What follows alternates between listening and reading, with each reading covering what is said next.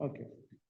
A lift is supported by two steel cables, each of length 10 meters and diameter 0.5 centimeter. Okay, the cable is extended by 1 millimeter when a man of 80 kilogram steps into the lift. देखो इस question में जो मुझे लगता है कि trick use करना चाह रहे हैं और आपको पता है ये फैक्ट है कि lift either is operated by using two steel cables or four steel cables. खैर इन्होंने यहाँ टू दी, ये हमारे पास एक्सटेंशन हो गई है ईच केबल में, ठीक है। ये ईच केबल की लेंथ है, ठीक है, ये ईच केबल का डायमीटर है, ओके। एंड सेकेंडली जब 80 kilogram man enters into the lift तो इतनी एक्सटेंशन आती है, ठीक है जी। अब मुझे ये बताइए अगर वो 80 किलोग्राम का पर्सन है and he enters into the lift, तो क्या 80 किलोग्राम इस केबल पे भी जाएगा, इस केबल पे भी जाएगा, या शायद 80 किलोग्राम इन दोनों केबल्स में आपस में इक्वली डिवाइड हो जाएगा? What do you think? Equally divide. Exactly. तो आपको पता है सबसे पहला काम आपको ईच केबल के लिए इसको 40 किलोग्राम करना पड़ेगा। 40 किलोग्राम से लोड यानी कि वेट निकालना पड़ेगा, mg, ठीक है। कितना आंसर आ रहा है? 40 मल्टीप्लाई बाय 9.81,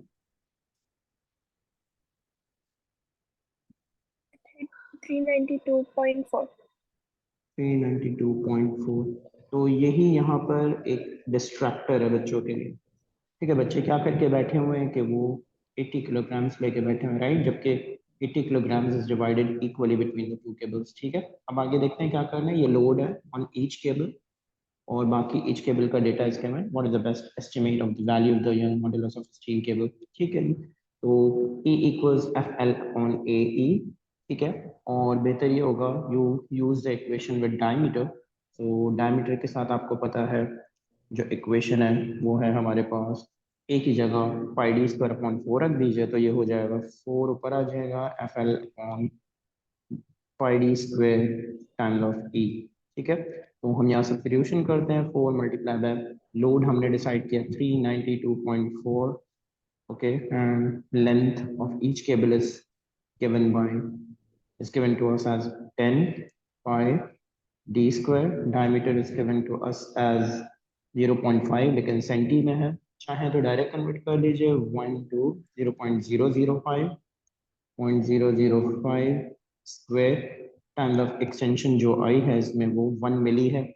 1 मिली को चाहे तो आप डायरेक्ट कन्वर्ट कर दीजिए, 1 मिली है तो 1230.001 डिवाइडेड बाय 1000 करके, ठीक है जी।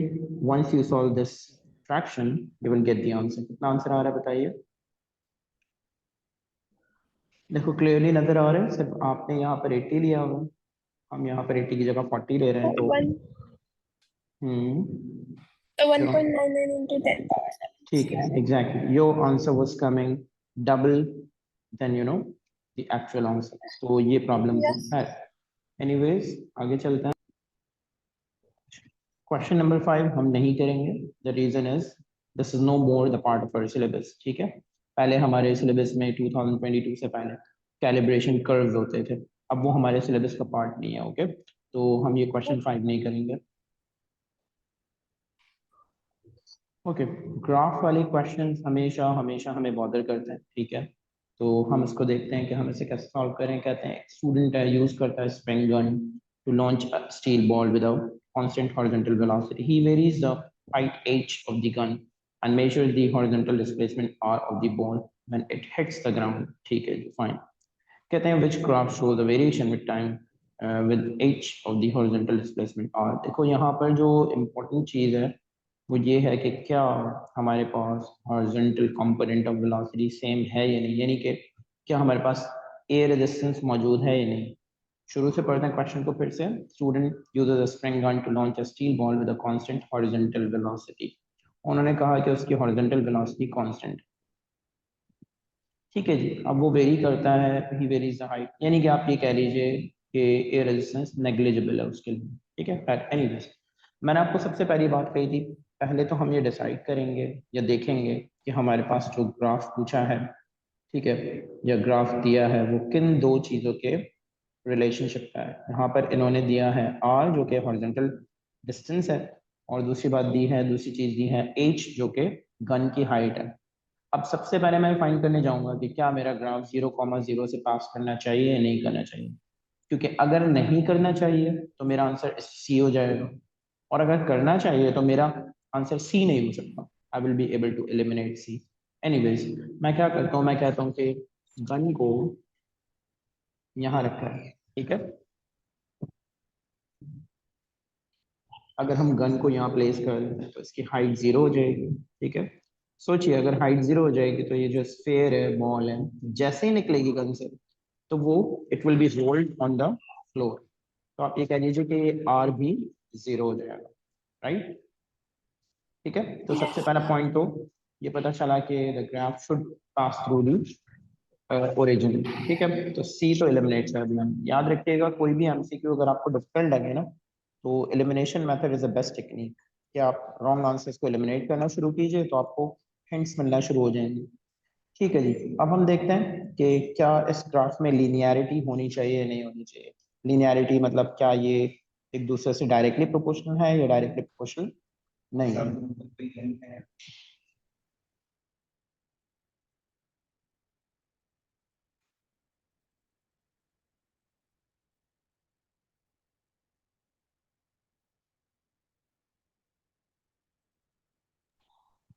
ओके, तो दूसरी बात हमें लिनियरिटी चेक करनी है, ठीक है। तो लिनियरिटी में देखो, सोचो शुरू में अगर हम इसको थोड़ा सा ऊपर लेके जाते हैं गन को, ठीक है, it will be firing and it will be may be launching and will be falling here. और ऊपर लेके जाते हैं, will be may be falling here. और ऊपर लेके जाते हैं, आपको नहीं लगता जब हम इसको ऊपर लेके जाते जा रहे हैं तो a time would come when it would be reaching almost the same height, ठीक है। या आप ये कह लीजिए कि वर्टिकल कंपोनेंट हम बढ़ा रहे हैं तो हॉरिजॉन्टल कंपोनेंट जरा कम बढ़ रहे हैं, ठीक है, इस तरह से। ठीक है जी, यानी कि वर्टिकल कंपोनेंट ज्यादा बढ़ाना पड़ रहा है तो हॉरिजॉन्टल कंपोनेंट जो है वो कम मैग्नीट्यूड से इंक्रीज हो रहा है। ठीक है, तो ये चीज आ रही है, मतलब लिनियरिटी तो नहीं है यहाँ पर। क्या बात समझ में आ रही है, लिनियरिटी क्यों नहीं है? जी, डू यू अंडरस्टैंड? Yes. ठीक है, अच्छा, उसका एक रीजन ये भी है देखो, कि वर्टिकल कंपोनेंट ऑफ वेलोसिटी जो है शुरू में कम होगी, ठीक है, उसके बाद ज्यादा होगी, उसके बाद और ज्यादा होगी। बात समझ में आ रही है?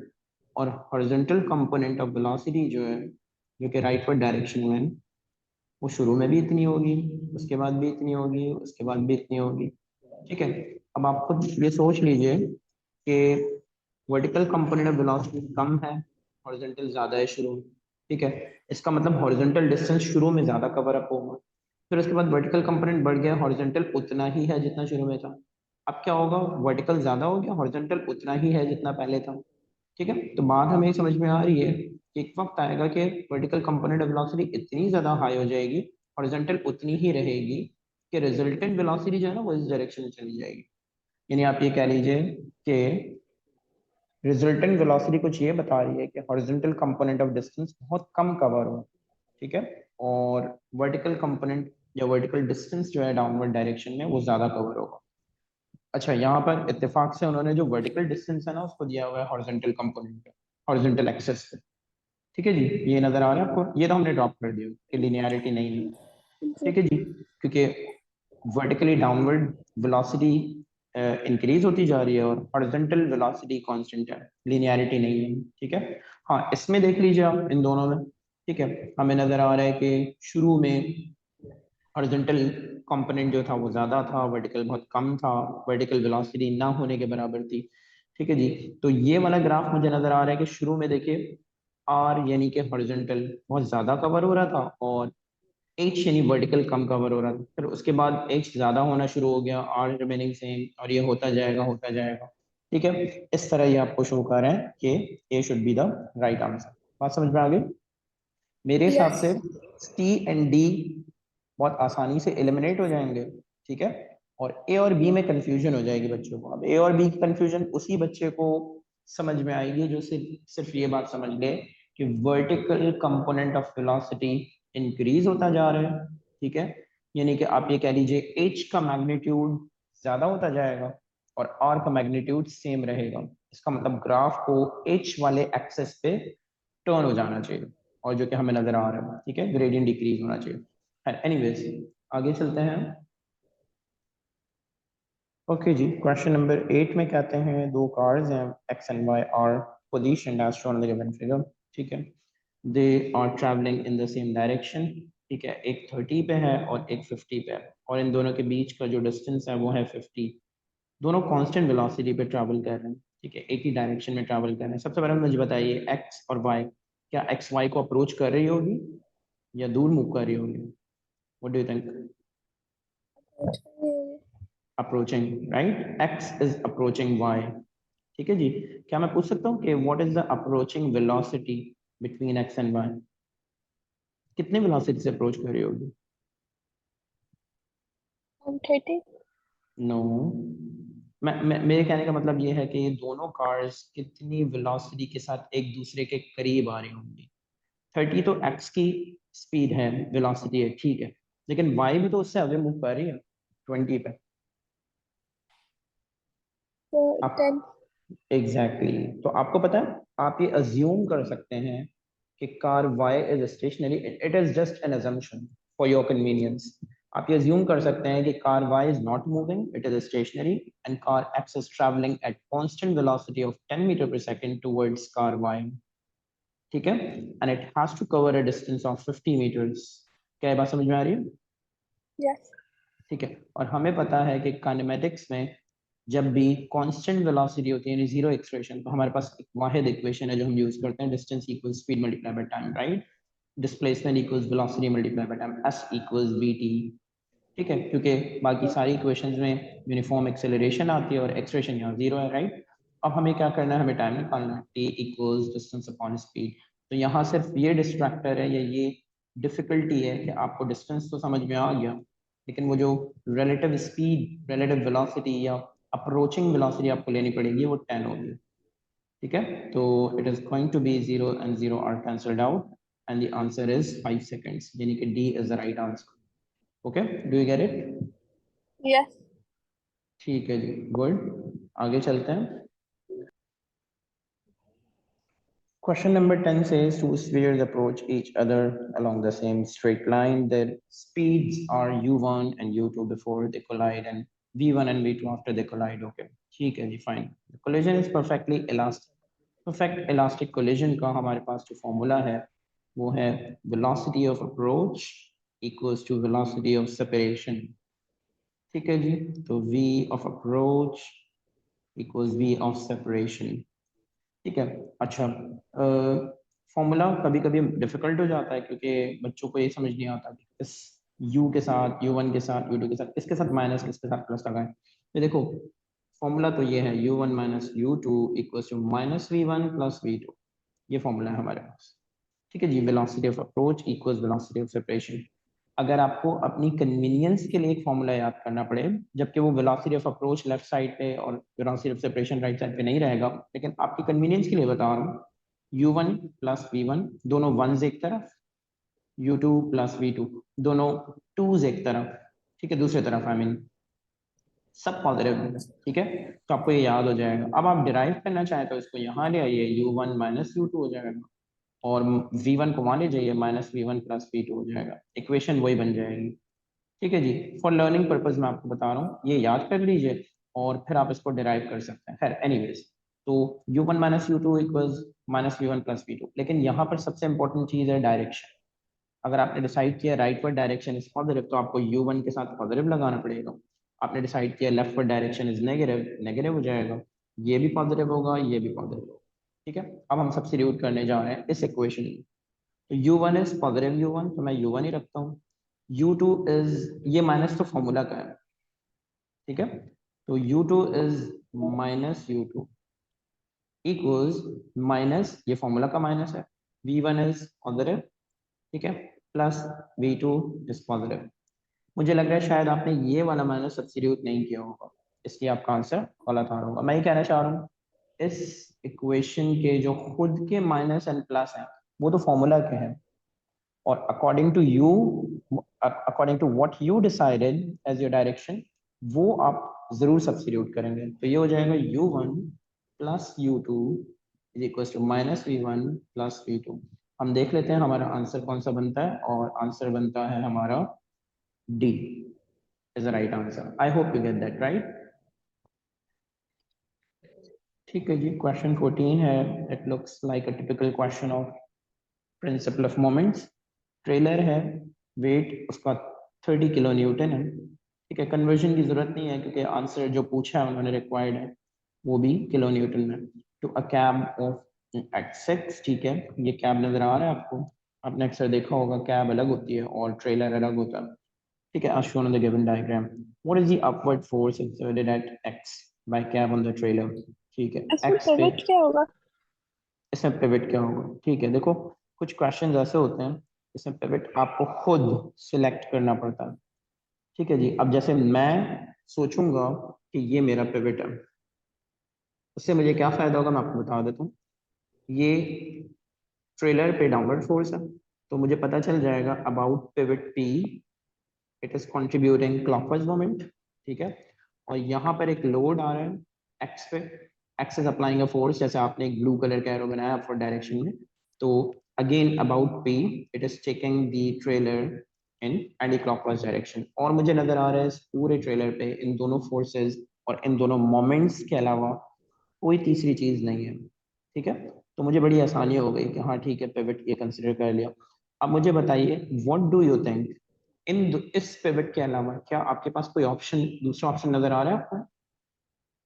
कोई दूसरा ऑप्शन मुझे नहीं। नजर नहीं आ रहा पिवट के लिए। ठीक है, तो आपको थोड़ा सा क्वेश्चन को देख के गौर करना पड़ेगा, ये डिसाइड करना पड़ेगा कि what should be the pivot. ठीक है, या आपको ये देखना पड़ेगा अगर एक्स पे फोर्स नहीं होती तो ये जो ट्रेलर गिर जाता, कैसे गिरता, ये ऐसे गिरता, इसके अबाउट गिरता, इसके अबाउट गिरता। ठीक है जी, तो आपको ये चीजें थोड़ी सी सोचनी पड़ेंगी। खैर एनीवेज, अब आप क्या करेंगे, आप कहेंगे क्लॉकवाइज मोमेंट जो कि है 30 किलो न्यूटन मल्टीप्लाई बाय ये डिस्टेंस होगा परपेंडिकुलर डिस्टेंस, आपको पता है perpendicular distance the distance between line of action of force and the turning point. Line of action of force बना के आप उसी लाइन को पिवट से पास करा दीजिए, दो पैरेलल लाइंस आ जाएंगे, उनके बीच के 90 डिग्रीज यानी परपेंडिकुलर डिस्टेंस को परपेंडिकुलर डिस्टेंस कहता है। इट इज 10, 10 यहाँ ले लेते हैं इक्वल्स टू, फिर हमारे पास दूसरी फोर्स है एक्स के पास जो कि उन्होंने पूछा भी है, मल्टीप्लाई बाय, और x का डिस्टेंस जो है from pivot is found to be 20, ऐसे ही है। ठीक है, क्योंकि ये line of action of force है, ये line of action of force को यहाँ से पास करा है 20 मीटर्स इसका डिस्टेंस हो गया। x इज इक्वल्स टू, इसका हाफ हो जाएगा ये, I think if I am not wrong, yes बिल्कुल ऐसे ही है, 15। 15 आंसर आ जाएगा। ठीक है, तो b is your right answer. कहते हैं diameter of a solid metal sphere is measured using a micrometer screw gauge. The diameter shows an enlargement of the shaft of the micrometer screw gauge when taking the measurements. ठीक है, उन्होंने थोड़ा सा आपको focus करके दे दिया। Mass of the sphere is this much. What is the density of the metal used to make the sphere? ठीक है जी, आपसे डेंसिटी पूछ रहे हैं। डेंसिटी बराबर होती है मास अपॉन वॉल्यूम के। अ गुड वन, आपने फॉर्मूला यहाँ लिख दिया है, लेकिन आपको पता है जो आपको मेजरमेंट मिलेगी वो डायमीटर की मिलेगी।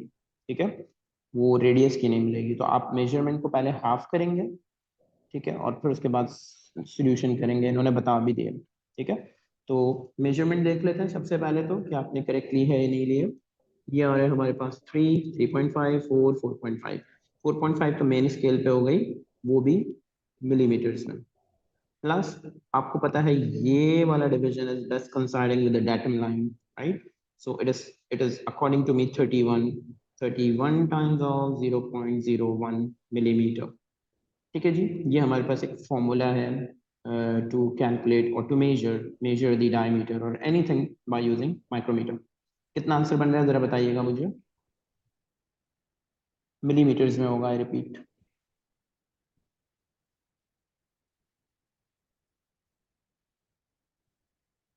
4.81। 4.81 millimeters. This is the diameter. I want you to make it half. Divided by 2 कर दीजिए ताकि रेडियस बन। It is going to be 2 point 2.405। 2.505, 2.405। Sorry 2.405। ठीक है जी, ये मिलीमीटर्स में हमारे पास रेडियस आ गया।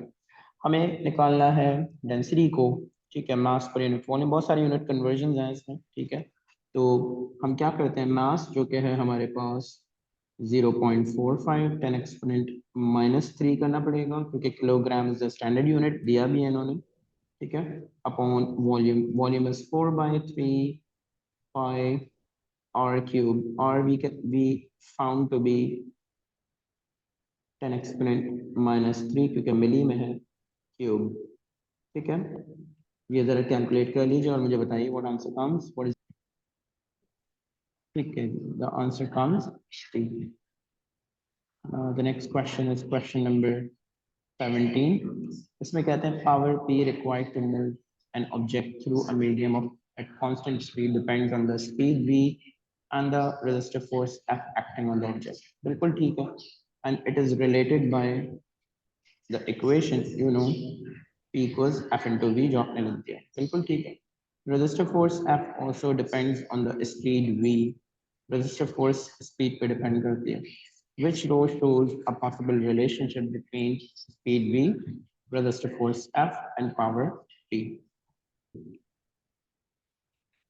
हम अगर इस इक्वेशन को देखें, ठीक है, इक्वेशन तो ये है, बताइए क्या हमारे पास कोई भी ऐसा ऑप्शन है कि जिसमें F को इनवर्सली प्रोपोर्शनल टू V कहा हो? कहीं भी ऐसा ऑप्शन है F नहीं। को इनवर्सली प्रोपोर्शनल टू V? कहीं भी नहीं है।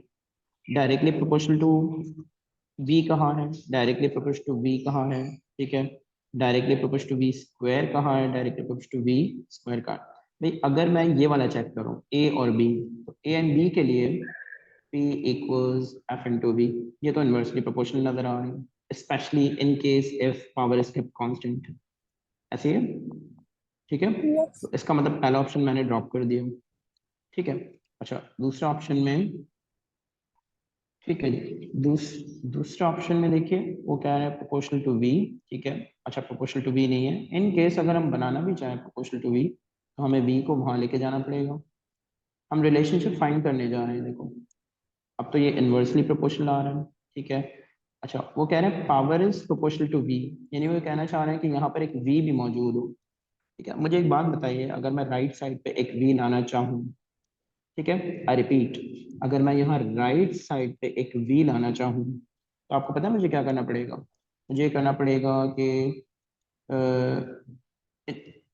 जस्ट फॉर एजम्पशन मुझे ये करना पड़ेगा कि यहाँ पर वी स्क्वायर रखना पड़ेगा, multiply by V square on both sides, ठीक है, ऐसे करना पड़ेगा, ठीक है। ये काम करने से क्या होगा, यहाँ पर एक वी आ जाएगा, क्या ये बात समझ में आ रही है? लेफ्ट साइड पे Yes. एक वी आ जाएगा जो इंडिकेट करेगा कि F is directly proportional to V, understand? Yes.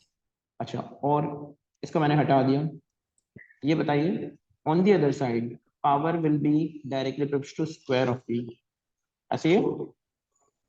Yes.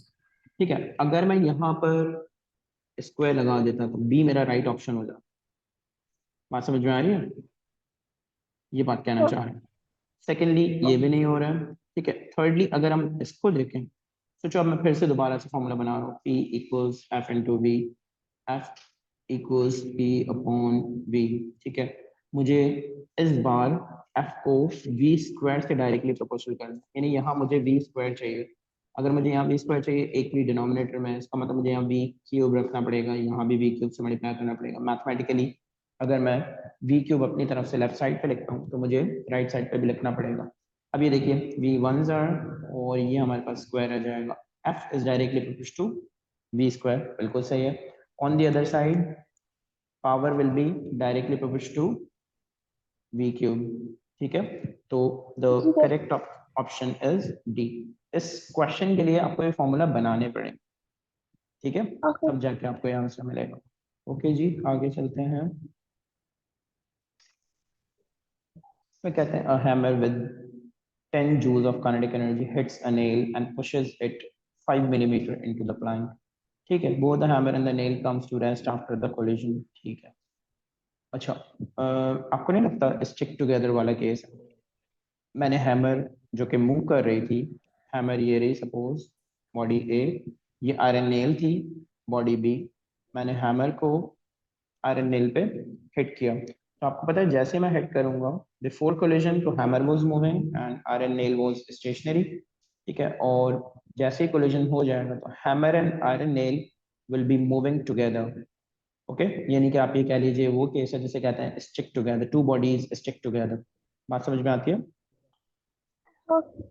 ठीक है, what is the approximate average force that act on the nail while it moves through 5 millimetres, ठीक है, आपको बताना है कितनी approximate force, average force act होती होगी नेल पर while it moves through 5 millimetres, ठीक है, इसको हम क्या करेंगे, we work done equals F into D, ठीक है, and F equals work done जो कि ये है टोटल 10 अपॉन डी जो कि 5 मिली है minus 3 and the answer is 2000 Newton. Okay, it means D is the right answer.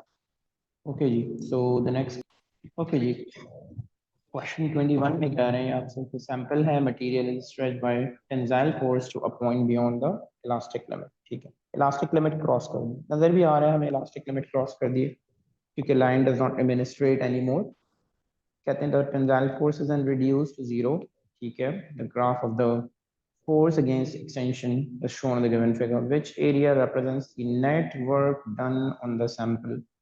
भाई देखिए network done on the sample क्या होता है, पहले मैं आपको ये बता दूं कि यहाँ पर ये जो एक्स वाई जी एरियाज हैं ये आपको क्या क्या रिप्रेजेंट कर रहे हैं। सबसे पहली चीज ये वाला एरिया जिसको मैं कहूंगा X plus Y plus Z is representing the work done by the load on the spring, complete work done, I mean total work done by the load on the spring। जब मैं load कर रहा था gradually spring को, तो मैंने spring पे load की वजह से या लोड ने स्प्रिंग पे कितना टोटल वर्क डन किया है, ठीक है, is X plus Y plus G. क्या ये बात समझ में आती है? Yes. ठीक है, अब मैं क्या करूंगा, अनलोड करना शुरू करूंगा। जब मैं इसको अनलोड करूंगा तो मुझे ये वाला ग्राफ नजर आ रहा है, अनलोडिंग ग्राफ, ठीक है जी, और अनलोडिंग ग्राफ के नीचे सिर्फ एक एरिया आ रहा है and that is area Z. you know z is very well defined and it represents the energy। आपको पता है इस ग्राफ में area under the graph is equals to energy या वर्क डन, ठीक है, तो ये जो एनर्जी है ये वो एनर्जी है जो मुझे स्प्रिंग रिटर्न कर रहा है।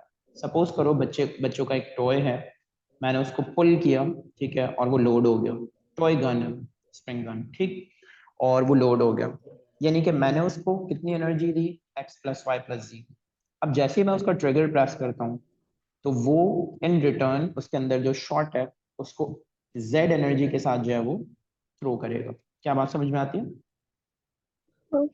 ठीक है, यानी मैंने एक्स प्लस वाई प्लस जी जितना वर्क किया उस स्प्रिंग के, और स्प्रिंग मुझे इन रिटर्न जो एनर्जी वापस करेगा वो जेड होगी, ठीक है, और उसके अलावा ये जो दूसरी रिमेनिंग एनर्जी रह गई अनशेडेड, भाई एनर्जी कंजर्वेशन के अकॉर्डिंग तो energy can neither be created nor be destroyed, तो ये जो मैंने शेड की एनर्जी यानी एक्स प्लस वाई, ये वो एनर्जी है जो स्प्रिंग ने अपने पास रख ली। अब उसकी वजह से क्या हुआ होगा, स्प्रिंग का शेप परमानेंटली चेंज हो गया होगा, स्प्रिंग थोड़ा सा हीट अप हुआ होगा या एक्स वाई जी जो भी हुआ होगा, ठीक है, ये सारे काम होंगे।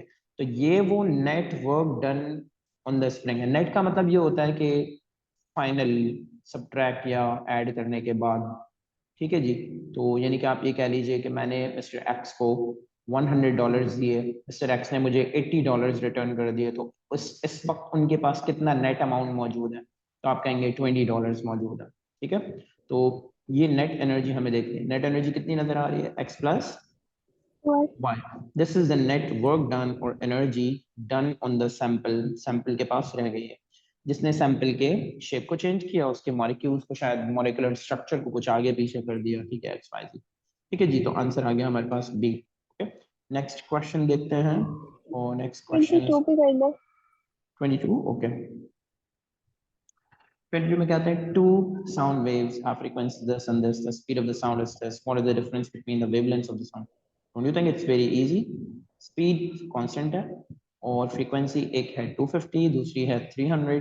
आपको पता है हमारे पास वेवलेंथ का फॉर्मूला होता है lambda equals we over F, speed same है, तो हमें इन दोनों का डिफरेंस ऑफ वेवलेंथ निकालना है। तो एक हो जाएगा v ओवर f,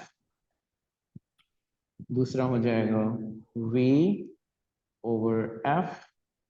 जो भी आंसर आएगा वही आपका आपकी वेवलेंथ का डिफरेंस होगा, दैट्स इट।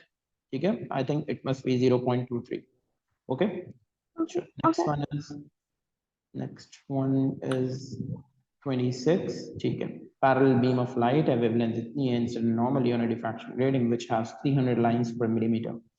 ये आपको n दिया हुआ है, ठीक है, नंबर ऑफ लाइंस पर मिलीमीटर। और the total number of intensity maxima observed, n आपसे पूछ रहे हैं। आपको पता है d sin theta equals n lambda. The problem is हमें ये देखना है कि जो n पूछ रहे हैं कौन सा वाला n पूछ रहे हैं। जैसे ये आपका डिफ्रैक्शन ग्रेटिंग है, ये आपकी लाइट जो है वो इंसिडेंट हुई है नॉर्मली, ठीक है, ये आपका जीरो ऑर्डर है। क्या वो ये पूछ रहे हैं आपसे कि इस स्पैन में 90 डिग्रीज के स्पैन में टोटल कितने मैक्सिमा बनते हैं, या वो आपसे ये पूछ रहे हैं कि इस डिफ्रैक्शन ग्रेटिंग के राइट साइड पे कंप्लीट इस 180 डिग्रीज में कितने मैक्सिमा बनते हैं। आपको क्या लगता है इस क्वेश्चन को पढ़ के, what is total number of intensity maximum observed, कितने total number of intensity maximum observe होंगे। मुझे तो ये लगता है शायद इन्होंने पूछा है सारे all together इस 180 डिग्रीज में, ऐसे ही है। Yes. लेकिन याद रखिएगा डिफ्रैक्शन ग्रेडिंग के इक्वेशन में जहां भी साइन थीटा मौजूद है वहां 180 डिग्रीज आप यूज नहीं करते। 180 डिग्रीज यूज करेंगे आंसर जीरो हो जाएगा। आपको क्या करना पड़ेगा, पहले इस 90 डिग्रीज के स्पैन में कैलकुलेशन करनी पड़ेगी, फिर उसको डबल करना पड़ेगा क्योंकि जितना यहाँ होगा उतना यहाँ भी होगा, सिमेट्रिक होता है अगर ये 90 हो तो। ठीक है, और इन दोनों कैलकुलेशंस में जो आंसर आएगा उसमें ये नहीं होता आंसर में, ठीक है, यानी कि उस आंसर में ये इंक्लूडेड नहीं है। आपको इसको भी इंक्लूड करना पड़ेगा, यानी कि वन को ऐड भी करना पड़ेगा। जैसे कैसे, मैं अभी आपको बता देता हूँ। First of all I am going to find out n, जो कि बराबर है d sin theta upon lambda के। ठीक है, सबसे पहले हमें d निकालना होगा। आपको पता है कि d निकालने के दो मेथड्स मैंने आपको बताए, either use direct formula method d equals 1/n, ठीक है, लेकिन क्योंकि n पर मिलीमीटर है तो आंसर मिलीमीटर में आएगा। 1/300, कितना आंसर आ रहा है बताइए, ये मिलीमीटर में होगा। 3.33 into 10 minus 3. 10 एक्सपोनेंट माइनस, अच्छा -3 मिलीमीटर है, -6 कर रहा हूँ मैं इसको डायरेक्टली ताकि वो मीटर में आए।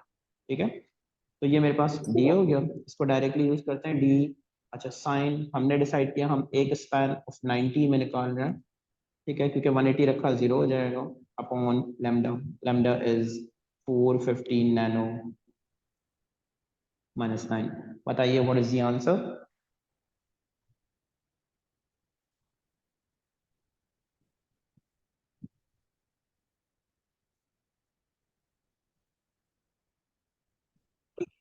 ठीक है, 7.4 इज द आंसर। आपको पता है ये जो n होता है ये डिस्क्रीट वेरिएबल होता है। डिस्क्रीट वेरिएबल मतलब आप इसको कंप्लीट ही लेते हैं, चाहे 7.4 हो, 7.5 हो, 6, 7, 8, 7.9 हो, until it is 8 आप इसको 8 कंसिडर नहीं कर सकते। तो पहले तो आप इसको राउंड डाउन करेंगे यानी कि 7 करेंगे। ठीक है, डिस्क्रीट वेरिएबल आपको पता है, ठीक है, 7 कर दिया आपने, यानी 7 यहाँ पर आपको मैक्सिमा दिखेंगे, 7 यहाँ पर देखेंगे, इसको डबल कर देंगे 14 हो गया। ठीक है, और एक जो मिसिंग है जो हमारी इस कैलकुलेशन में फॉर्मूला में इंक्लूडेड नहीं है और हमें इंक्लूड करना है क्योंकि ये भी तो है ना हमारे पास मैक्सिमा जीरो ऑर्डर। ठीक है, तो +1 कर देंगे इसमें। क्या आंसर बनता है बताइए, 15, यानी 15. कि D is the right answer. Okay, I hope you understand it. आगे चलते हैं। Yes. 27। Yes. ठीक है जी, 27 में कहते हैं आपसे फ्रिंजेस ऑफ सेपरेशन x, ठीक है जी, is are observed on the screen of 1 millimeter from a double slit and illuminated by yellow light of wavelength 600। ठीक है जी, उसके बाद कहते हैं आपसे कि at which distance from the slit would fringes of same separation x be observed when using blue light of wavelength 400 nanometers। ठीक है, मैंने आपको बताया था कि इस टाइप के क्वेश्चन जिसमें दो सिचुएशंस हों, इस टाइप के क्वेश्चंस को एक मेथड से किया कीजिए। शायद आपने कोशिश भी की है, ठीक है, मैं बता देता हूँ। सबसे पहले हम लिखेंगे फॉर्मूला। हमें पता है x equals lambda D over A, ये इसकी इक्वेशन है। अब हम देखेंगे सबसे पहले इन दो सिचुएशंस में जो इन्होंने येलो और ब्लू लाइट दिए, इन दोनों सिचुएशंस में कौन कौन सी चीज़ें सेम है। When separation of x and are observed on the screen, इतना मीटर फ्रॉम डबल स्लिट है, इल्यूमिनेट हुआ येलो लाइट से, उसकी वेवलेंथ इतनी थी। At which distance from the slit would fringes of the same separation x be observed? At which distance from the slits, ठीक है, would fringes of same separation x be observed? ठीक है, यानी कि d की value पूछ रहे हैं वो आपसे, ये वाले d की value, capital D when using blue light of wavelength 10। अच्छा, अब मुझे ये बताइए d की वैल्यू पूछ रहे हैं, ठीक है, वेवलेंथ सेम नहीं है, दोनों सिचुएशंस में डिफरेंट है।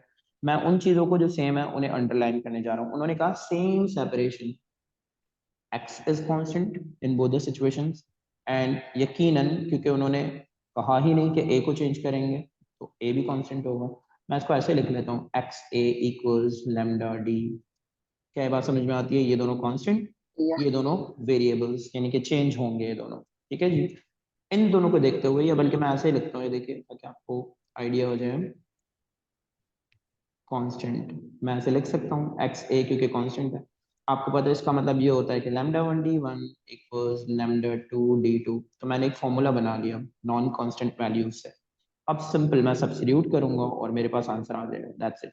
ठीक है, इनवर्सली प्रोपोर्शनल है एक दूसरे से। मैं यहाँ रखूंगा पहला लैम्डा वन, मेरे पास जो था वो 600। अच्छा, यूनिट भी चेंज नहीं करूंगा क्योंकि दोनों साइड्स में फैक्टर कैंसिल आउट हो जाएगा। Lambda one D one one है, ठीक है, ये पहली सिचुएशन। ठीक है, येलो कलर लाइट वाली। ब्लू कलर लाइट वाली सिचुएशन में ये 400 है और ये D2 मुझे अननोन है। D2 will be equal to 600 upon 400। कितना आंसर बनता है बताइए? 6 upon 4, 1.5. 1.5। So the answer is D। Okay, कितना आसान हो गया क्वेश्चन ये देखिए। Please I would request you, whenever you have a question of any question of two situations, उसमें आप पूरी कोशिश कीजिए क्वेश्चन को इस तरह सॉल्व कीजिए, बहुत आसान हो जाएगा। ओके, इसमें कहते हैं there is a current in a resistor for an unknown time, ठीक है, which two quantities can be used to calculate the energy dissipated by resistor? Which two quantities can be used to calculate the energy dissipated by the resistor? ठीक है, तो Force into distance. Energy बराबर होती है Sir, force into distance के। देखो force into distance अब आपके power बाद, into time में. नहीं नहीं बिल्कुल ठीक है, लेकिन प्रॉब्लम ये है मैकेनिकल फोर्स होती है, यहाँ इलेक्ट्रिकल क्वांटिटीज हैं। तो हम सबसे पहले तो ये लिखते हैं energy is equal to power multiply by time. और हमें पता है power could either be calculated by V I, तो एक फॉर्मूला ये भी बनता है एनर्जी का।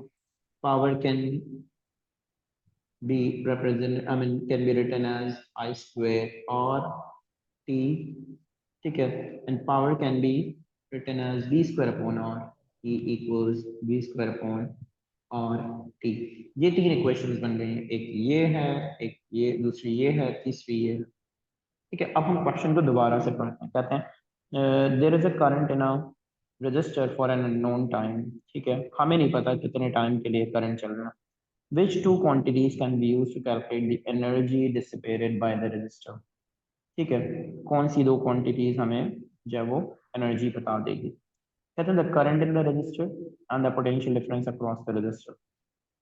ठीक है, सोचिए अगर हमें पता हो कि करंट और टोटल, इन्होंने कहा current in the register and potential difference across, क्या अगर हमें आई और वी पता हो तो क्या हम एनर्जी निकाल सकते हैं? भाई पावर निकाल सकते हैं, एनर्जी तो नहीं निकाल सकते। टाइम इज स्टिल देयर, ठीक है, वो हम कैलकुलेट नहीं कर पा रहे हैं। ठीक, अच्छा, कह रहे हैं the resistance of resistor and the current I square R, इससे भी पावर निकल सकती है, एनर्जी नहीं निकल सकती। ठीक है, इसके लिए टाइम रिक्वायर्ड है, क्योंकि अननोन टाइम कहा है उन्होंने पहले ही, टाइम इज नॉट गिवन। कहते हैं the total charge passing through the register and the potential difference across the register.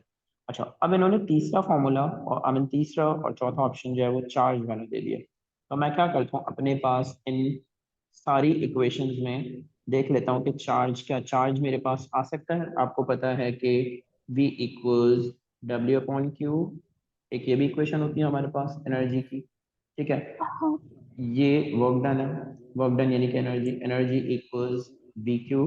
सोचो अगर मेरे पास पोटेंशियल डिफरेंस बताओ और टोटल चार्ज बताओ तो बिल्कुल सही है, मैं एनर्जी निकाल सकता हूँ। The total charge passing through the resistor Q हो गया and potential difference across the resistor V हो गया। एब्सोल्युटली राइट, सी मुझे राइट आंसर दे सकता है। फोर्थ देखता हूँ क्यों रॉन्ग है। The total charge passing through the resistor and the resistance of the resistor. भाई वी और आर का कोई कॉम्बिनेशन ऐसा है नहीं जो मुझे एनर्जी निकाल के दे। तो C is the right answer. Okay, Okay. Question 31 में कहते हैं two copper wires of equal length are connected in parallel. ठीक है, length equal, potential difference is applied across the ends of this parallel arrangement while S has a diameter इतना while T has a diameter इतना।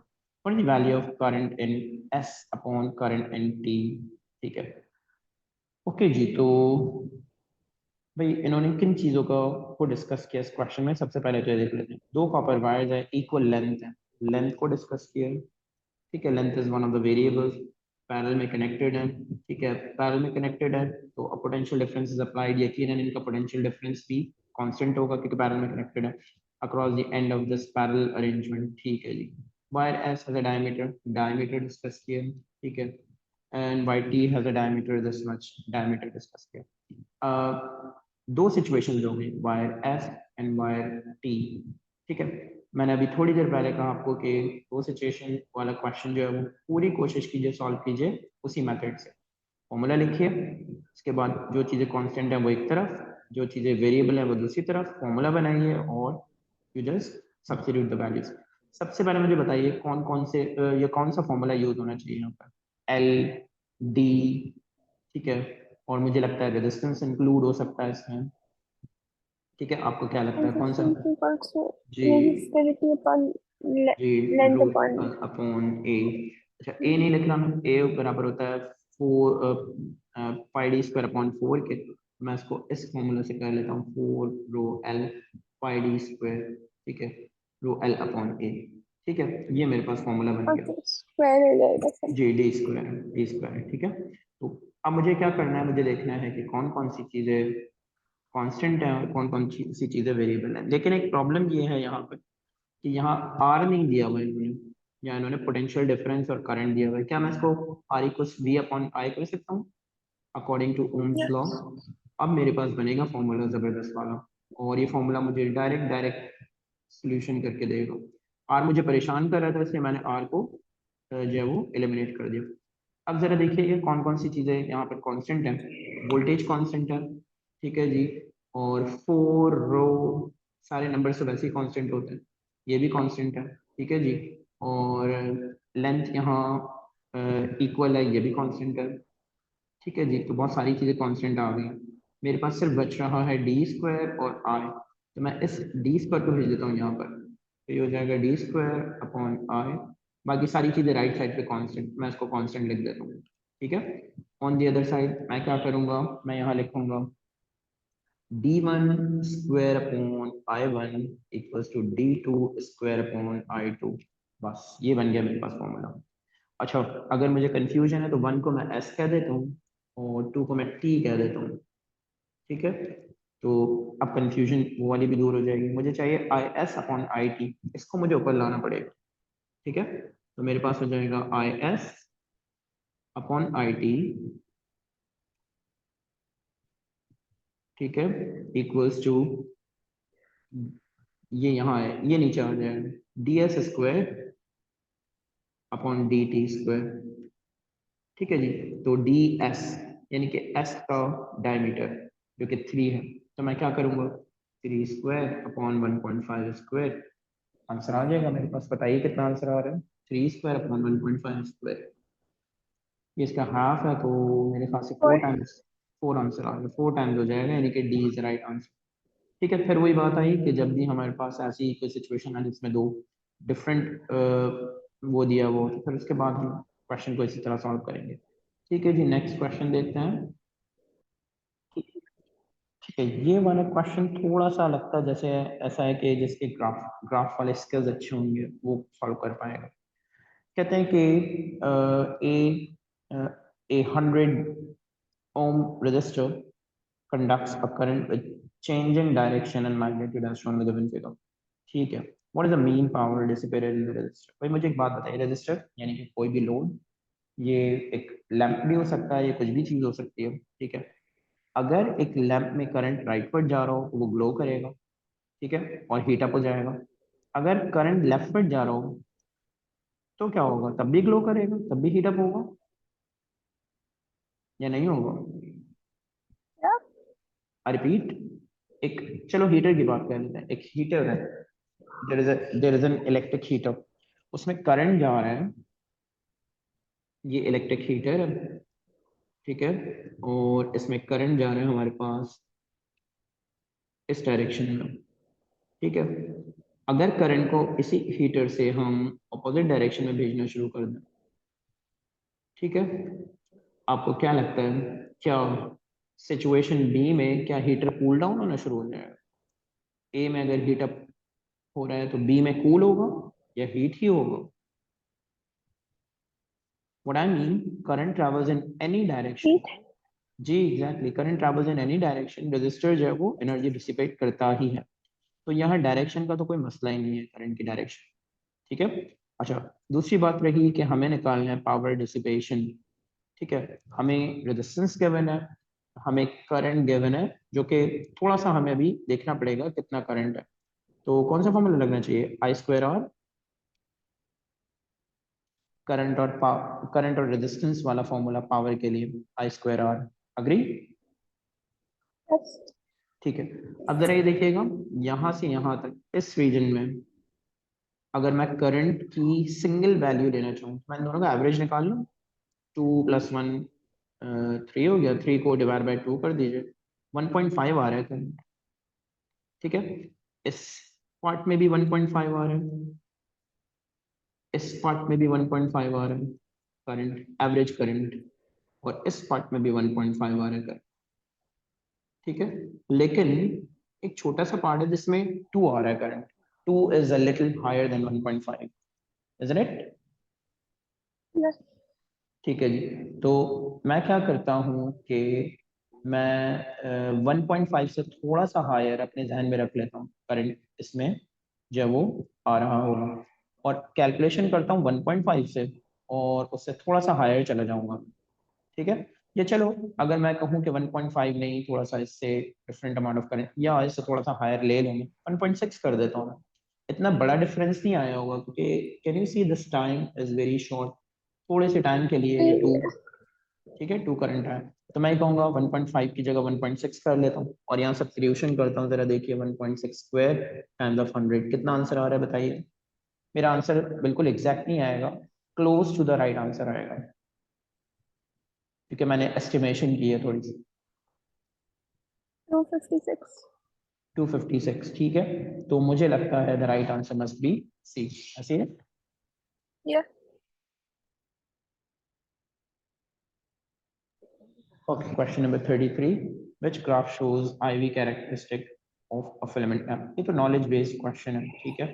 IV characteristic, अब यहाँ पर देखिए, सबसे पहले मैंने आपको जब ओम्स लॉ पढ़ाया था तो I और V, I y एक्सिस पे है, V x एक्सिस पे, तो हमें नजर ये आ रहा है कि इन ग्राफ्स का ग्रेडियंट जो है वो बराबर है I अपॉन V के, या change in I upon change in V के। भाई मुझे पता है रेजिस्टेंस बराबर होता है V को दाया V अपॉन आई के, यहाँ मेरे पास I अपॉन V आ रहा है, तो आपको नहीं लगता कि मैं ग्रेडियंट को 1 अपॉन R लिख दूँ, ऐसी है, ठीक है। It means it shows the reciprocal of gradient of this graph will be giving me resistance, ठीक है। यानी इन शॉर्ट या इन अदर वर्ड्स आप ये कह लीजिए, जितना ज्यादा ग्रेडियंट बढ़ेगा उतना रेजिस्टेंस कम होगा, ठीक है। ये चीज तो आपको ध्यान में रखनी है। अब मुझे बताइए, फिलामेंट लैम्प का वोल्टेज अगर बढ़ाते हैं तो उसकी ब्राइटनेस के साथ क्या होता है, इंक्रीजेस। टेम्परेचर के साथ क्या होता है, इंक्रीजेस, ठीक है। टेम्परेचर अगर किसी कंडक्टर का बढ़ाएंगे तो रेजिस्टेंस इंक्रीजेस, ठीक है। एंड इवेंचुअली अगर रेजिस्टेंस इंक्रीज हो रहा है तो ग्रेडियंट को क्या होना चाहिए, डिक्रीज, ठीक है। डिक्रीजिंग ग्रेडियंट ग्राफ होना चाहिए मेरा, जो कि एक ही नजर आ रहा है। ये तो बहुत आसान ओ लेवल्स वाला क्वेश्चन हो गया, ठीक है। ये मेरा आंसर हो जाएगा D, right, decreasing gradient graph. और कोई भी ग्रेडियंट डिक्रीजिंग नहीं है, ठीक है। वैसे अगर हम डिस्कस कर लें तो ए आपको जो लग रहा है, वैसे ए लॉजिकली रॉन्ग है ग्राफ, थोड़ा सा ऐसे बनता है एक ग्राफ, ठीक है, और वो ग्राफ होता है डायोड का, ठीक है। ये ग्राफ होता है यूजुअली इसी तरह का शेप होता है, ये ग्राफ होता है हमारे पास थर्मिस्टर का, ठीक है। और बी जो है हमारा ग्राफ होता है किसी भी ओहमिक कंडक्टर का, जो कि एक करंट कैरिंग वायर हो सकती है जिसमें लो करंट हो, या फिक्स रेजिस्टर हो सकता है, ठीक है। क्वेश्चन 34 में कह रहे हैं सर्किट है, shown X is a variable resistor, ठीक है, resistance can be change from, ये भी पूछना है आपको क्वेश्चन या नहीं पूछना है? जी, पूछना पूछिए। है, ठीक है। 5 to 500 changes, the EMF of the battery is 12, ठीक है, it has negligible internal resistance, what are the maximum range and values of the potential difference across the output, ठीक है। तो भाई इसमें तो आप एक डायरेक्ट पोटेंशियल डिवाइडर सर्किट का फॉर्मूला लगाइए, ठीक है, और क्वेश्चन सॉल्व हो जाएगा। जैसे अगर सोचो ये है 5 ओम से 500 तक जा सकता है, ये अगर 5 है तो आपको पता है आप फॉर्मूला लगाएंगे कि इसका जो आउटपुट वोल्टेज होगा वो बराबर हो जाएगा 5 अपॉन टोटल रेजिस्टेंस जो कि 45 है, ठीक है। इस केस मल्टीप्लाई बाय 12, बताइए कितना आंसर आता है? ये V1 हो 45 जाएगा। कैसे आया? 45 कैसे आया, याद रखिएगा, किसी भी सीरीज सर्किट में किसी एक आउटपुट वोल्टेज को निकालने के लिए उसके अक्रॉस जो रेजिस्टेंस होता है वो लिखा जाता है पहले, और आउट लिख सकता हूँ मैं यहाँ पर upon total resistance of the circuit लिखा जाता है, यानी कि इन दोनों का सम, ठीक है, R1 प्लस R आउट, जो कि यहाँ पर 40 प्लस 5 क्योंकि सीरीज में है, सीरीज में ऐड कर देते हैं, ठीक है, और मल्टीप्लाई बाय 12 यानी कि टोटल वोल्टेज कर दिया जाता है, ठीक है। तो ये V1 आ जाएगा आपको, और V2 के लिए आप क्या करेंगे, क्योंकि फिर उन्होंने कहा 500 अपॉन, अब मेरे पास ये 500 है और ये 40 है, तो 540 लिखना पड़ेगा नीचे डिनोमिनेटर, मल्टीप्लाई बाय 12, ये दोनों मेरे पास जो आंसर्स आएंगे वो मुझे रेंज बता देंगे, बताइए क्या रेंज आ रही है? 1.33। ठीक है, 1.33 to 11.11 means A is the right answer, okay। Next question देखते हैं 35, उसमें कहते हैं आपसे कि there is a current from P to R in the resistor network shown, the potential difference between P and Q is 3 volt, okay, the potential difference Q and R is 6 volt, the potential difference between P and S ये is वाला हो 5 गया। volt, ये वाला हो गया।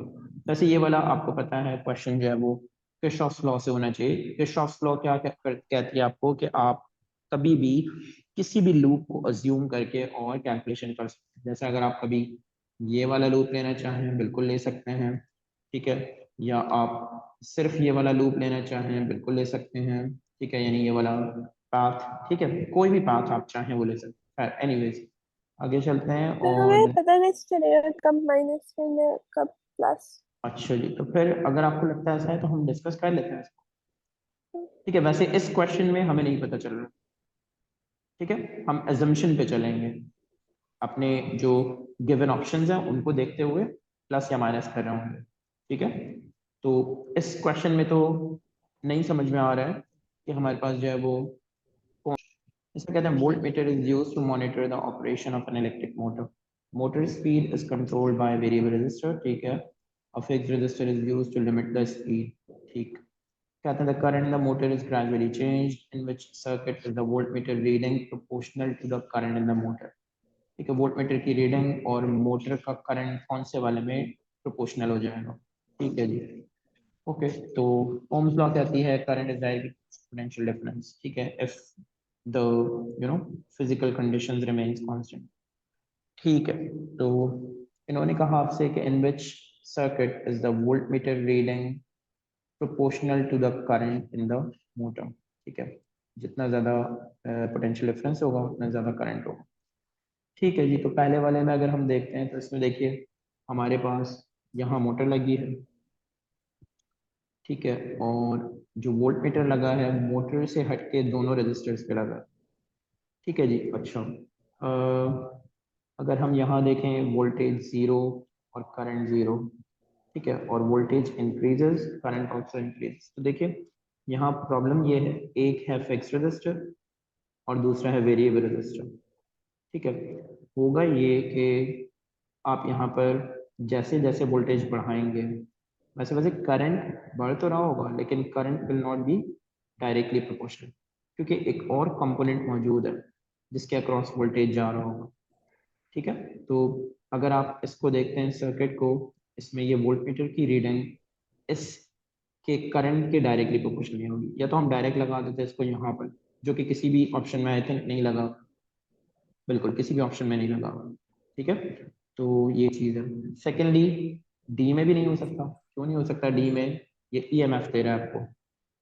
ठीक है जी, और EMF is not only provided to motor, some part of it is provided to fixed resistor, the other part of it is provided to the variable resistor as well. यहाँ भी ऐसा तो जरूर है कि वोल्टेज ये ईएमएफ बढ़ेगा तो करंट बढ़ेगा, लेकिन प्रोपोर्शनैलिटी के साथ नहीं बढ़ेगा। ठीक है, तो दूसरी चीज ये हो गई। तीसरी चीज ये हो गई कि यहाँ जो नजर आ रहा है, ये जरा देखिए, ये फिक्स्ड रेजिस्टर है। सबसे पहले मुझे बताइए, क्या अगर फिक्स्ड रेजिस्टर हो तो is I directly proportional to V if resistance is constant? यही तो ओम्स लॉ है। ठीक है, इन तीनों सर्किट्स में कहीं भी वो जो रेजिस्टेंस है ना, other than B only, resistance fix नहीं है इन तीनों सर्किट्स में। इसमें भी देख लीजिए, वोल्टेज के अक्रॉस एक ऐसा रजिस्टर लगा हुआ है जो वेरिएबल है। ठीक है, इसमें भी देख लीजिए, वोल्टमीटर के अक्रॉस एक ऐसा रजिस्टर लगा हुआ है जो वेरिएबल है। इसमें तो स्टोरी बिल्कुल डिफरेंट है। ठीक है, ये वो सिचुएशन है कि जिसमें जैसे जैसे वोल्टेज बढ़ाएंगे वैसे वैसे करंट भी बढ़ेगा, सबसे पहली बात। और वो करंट इसका करंट होगा, सबसे पहली बात। दूसरी बात ये हुई कि वोल्टेज जीरो होगा तो करंट भी जीरो होगा, यानी कि straight line passing through origin. ठीक है, and it is following Ohm's law. Ohm law कहती है कि current is direct potential difference, इसलिए the correct answer is B. Okay, आगे चलते हैं and that's it. Okay. Yes. That's it, ठीक है।